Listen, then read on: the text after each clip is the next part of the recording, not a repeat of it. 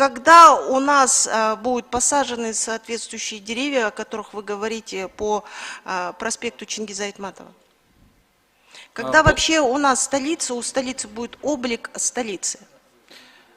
По посадке Ч.Айтматова в настоящее время проект утвержден.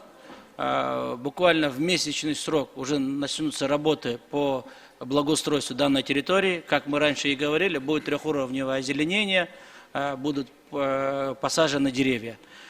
Если общая информация по городу Бишкек, озеленение, нами в этом году запланирована посадка, это свыше 12 тысяч деревьев, это лиственные деревья, хвойные. Кроме того, в рамках программы «Жашыл Мурас» свыше 2000 деревьев посадка. Но, как вы сами знаете, посадка происходит в 2 сезона, это март месяц и сентябрь месяц.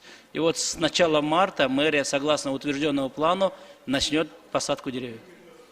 Ушул Оштоо, Бишкектеби ушу бактарак тез-тез кыйылып атат да. Кече жолдо баратсам жаңы көчөттөр отургузуптур. Анан жанында кыйылган бак турат. Эми ал жаңы көчөт кыйылган бакка деңгээлине жетиш үчүн 10-15 жыл, 20-30 жыл керек.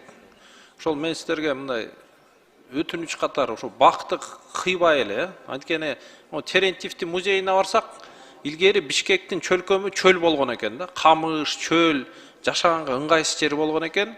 Кийин көптөгөн кишилер миңдеген бак-дарактарды отургузуп, ошону жылдап сугарып, арык системасын түзгөндөн кийин гана мындай жашаганга ылайыктуу шаарга айландык да. Ошон үчүн биз кайра чөлгө айланып калбайлы, бак-дарактарды кыйганга мындай жол бербеңиз. Ошонун үстүнөн бир катуу саясат карманыңыздар, Жарайт, эске алыңыз.